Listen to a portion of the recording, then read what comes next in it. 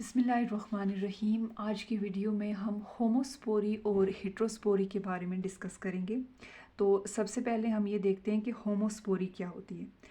कुछ प्लांट के अंदर जो स्पोरोफाइट जनरेशन होती है, यानी जिसमें जिस स्टेज में स्पोर्स बनते हैं, उसमें सिर्फ एक ही टाइप का स्पोरेंजियम होता है, यानी वो स्ट्रक्चर जिसमें स्पोर्स बनते हैं। तो इस एक ही टाइप के जो स्पोरेंजियम है उसमें सिमिलर स्पोर्स बनते हैं और इन स्पोर्स को आइसोस्पोर्स कहा जाता है। जब ये स्पोर्स जर्मिनेट होते हैं तो ये एक ही गेमेटोफाइट बनाते हैं, लेकिन ये जो गेमेटोफाइट होता है ये बाइसेक्सुअल गेमेटोफाइट होता है, यानी ये दो तरह के गेमीट्स को प्रोड्यूस करता है, मेल एंड फीमेल गेमीट्स। इस तरह के प्लांट्स को होमोस्पोरस कहते हैं और इस कंडीशन को होमोस्पोरी कहा जाता है। अगर हम इस फ्लो चार्ट में देखें तो ये हमारे पास जो है वो डिप्लॉयड स्पोरोफाइट जनरेशन है, जिसमें जब डिप्लॉयड मदर स्पोर बनता है तो उसमें मियोसिस के नतीजे में हैप्लॉयड स्पोर्स बनते हैं और ये एक ही टाइप के स्पोर्स होते हैं। और जब ये जर्मिनेट होते हैं तो हमारे पास नेक्स्ट स्टेज स्टार्ट होती है, यानी गेमेटोफाइट। ये जो गेमेटोफाइट है ये बाइसेक्सुअल गेमेटोफाइट है और इसमें दो टाइप के गेमीट्स बनते हैं। जब वो कंबाइन होते हैं, फ्यूज़ होते हैं, तो हमारे पास जाइगोट बनता है। जाइगोट डिवेलप होके एम्ब्रियो बनाता है और एम्ब्रियो की डिवेलपमेंट के नतीजे में नेक्स्ट स्टेज जो है वो स्पोरोफाइट आती है। अब इस पूरे जो हमारे पास साइकिल है इसमें एक टाइप का स्पोर बना है जबकि दो टाइप के गेमीट्स बने, तो वो कंडीशन जिसमें एक ही टाइप के स्पोर्स बनते हैं उसे होमोस्पोरी कहा जाता है।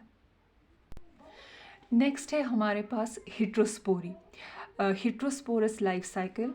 तो कुछ प्लांट्स ऐसे होते हैं जिसमें जो स्पोरोफाइट जनरेशन होती है वो दो तरह के स्पोरेंजिया उसमें बनते हैं, यानी दो तरह के सैक स्ट्रक्चर्स होते हैं जिनमें स्पोर्स की फॉर्मेशन होती है। ये जो दो तरह के स्पोरेंजिया होते हैं इनमें जो एक होता है उसे माइक्रोस्पोरेंजिया कहा जाता है और जो दूसरा होता है उसे मेगास्पोरेंजिया कहा जाता है। जो माइक्रोस्पोरेंजिया होता है वो जो स्पोर प्रोड्यूस करता है वो स्मॉल साइज़ के होते हैं और उन्हें माइक्रोस्पोर्स कहा जाता है, और जो मेगास्पोरेंजिया होता है वो लार्ज साइज़ के स्पोर प्रोड्यूस करता है और उन्हें मेगास्पोर्स कहते हैं। जो माइक्रोस्पोर्स होते हैं वो जर्मिनेट होकर मेल गेमेटोफाइट बनाते हैं, यानी माइक्रोगेमेटोफाइट बनाते हैं जिससे स्पर्म प्रोड्यूस होते हैं, जबकि मेगास्पोर जर्मिनेट होकर फीमेल गेमेटोफाइट यानी मेगा गेमेटोफाइट बनाते हैं जो कि एग प्रोड्यूस करता है। इस तरह के प्लांट को हिट्रोस्पोरस कहते हैं और इस कंडीशन को हिट्रोस्पोरी कहा जाता है। जैसे अगर हम इस साइकिल को देखें तो इसमें ये हमारे पास स्पोरोफाइट जो है वो डिप्लॉयड स्पोरोफाइट ये जनरेशन है। यहाँ से हमारे पास इसमें दो तरह के स्पोर्स प्रोड्यूस हो रहे हैं जिसकी वजह से हम इस कंडीशन को हिट्रोस्पोरी कह रहे हैं। माइक्रोस्पोर माइक्रोगेमेटोफाइट बना रहा है जबकि मेगास्पोर मेगागेमेटोफाइट बना रहा है, और मेगागेमेटोफाइट से एग प्रोड्यूस हो रहा है जबकि माइक्रोगेमेटोफाइट से स्पर्म प्रोड्यूस हो रहा है। ये दोनों फ्यूज़ होकर जाइगोट बना रहे हैं, जाइगोट से एम्ब्रियो बन रहा है और उसके बाद नेक्स्ट स्टेज हमारे पास स्टार्ट हो रही है। जो ऑल्टरनेशन ऑफ जनरेशन होती है इसमें जो स्पोरोफाइट होते हैं यानी जो डिप्लॉयड स्पोर मदर सेल्स बनते हैं, जब वो मियोसिस के थ्रू डिवाइड होते हैं और हैप्लॉइड स्पोर्स बनाते हैं तो इस दौरान जीन्स की रीशफलिंग होती है जिसके नतीजे में ऐसे स्पोर्स प्रोड्यूस होते हैं जिसमें डिफरेंट जेनेटिक कॉम्बिनेशंस पाई जाती हैं।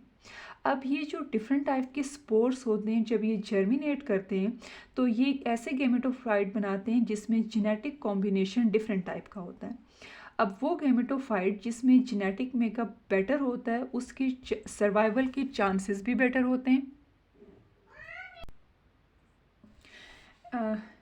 यानी जो गेमेटोफाइट के जिस गेमेटोफाइट के पास बेटर जेनेटिक मेकअप होता है उसके चांसेस जो हैं सर्वाइवल के वो भी ज़्यादा होते हैं, जबकि दूसरी तरफ जो गेमेटोफाइट होते हैं जिसमें लेस एडवांटेजियस कैरेक्टरिस्टिक्स पाई जाती हैं वो एलिमिनेट होने के चांसेस भी होते हैं।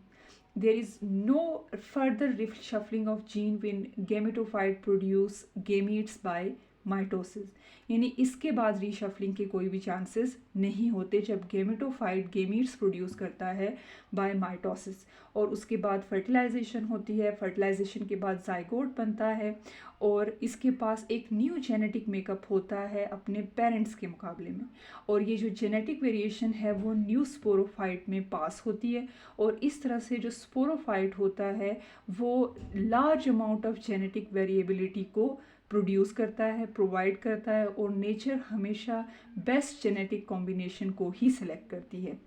इस तरह से ये अलाउ करता है पॉपुलेशन ऑफ प्लांट्स कि वो बेटर अडेप्टेड हों टू देयर इन्वायरमेंट, यानी हार्श कंडीशन में सर्वाइव करने के लिए जिन प्लांट्स के पास बेटर जेनेटिक मेकअप होता है उनके पास सर्वाइवल के चांसेस भी ज़्यादा होते हैं।